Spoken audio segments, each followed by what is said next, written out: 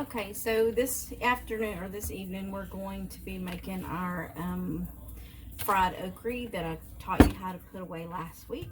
So I got my bowl here.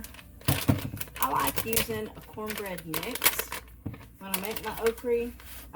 The reason why is because when you do just your flour and your when you do just the flour and the cornmeal falls to the bottom. However, and it don't stick to your okree. However, the mix will. But I do add stuff to my mix, so because I like to add a little bit. So I rarely measure.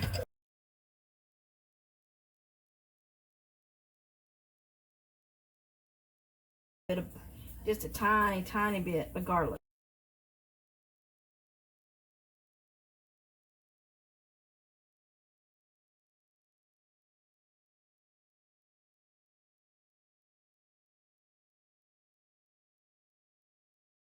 There's the frozen okree that I put away last week. See, it's nice and frozen. Look, that's what it looks like when it's froze like that. So what we're gonna do is we're just gonna rinse it in cold water. I'm over here in this colander. You can't see me, but I'm rinsing it out.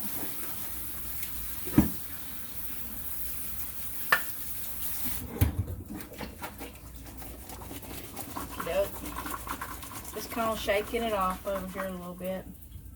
Okay, next thing I'm gonna do, I'm gonna bring it over here and put it right here. There's what it looks like when it's rinsed off. Now this is where I start my assembly line.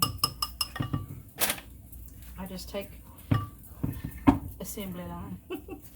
I take my okree and I just throw it down in my milk there and an egg. Pull it up, drain it off.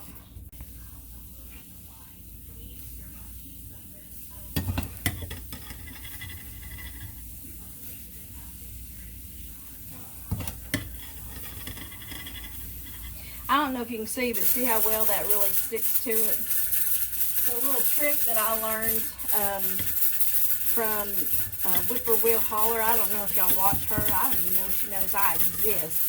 But I watch her channel and I've learned a lot from her. I used to always make it the old way with your flour and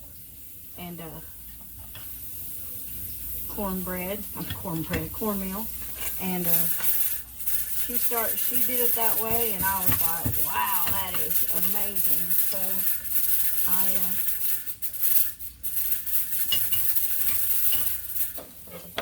started doing it that way.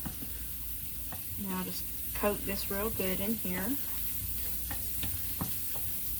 And I'm telling you, it does make a big, huge difference.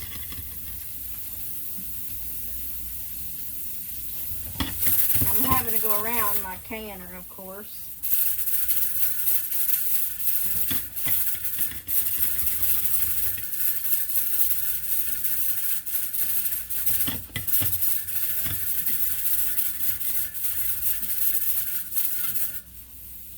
Running out of space in the pan. It won't take long and it'll be done, because okree don't take but a few minutes to make. So, and I'm not deep frying it either.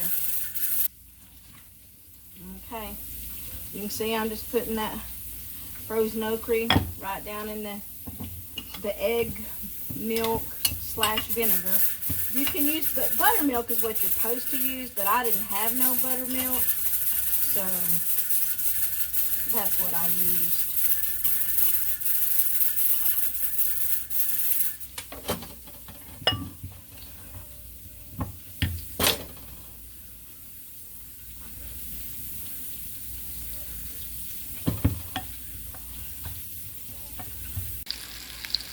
Now I want you to see how it's not all going to be perfectly brown, because like I said, I'm not deep frying it. So you're just going to get in here and kind of move it around like you would fried taters, and that's how you do it. So that's what it looks like cooking. Man, that was good. I can't wait to get some more.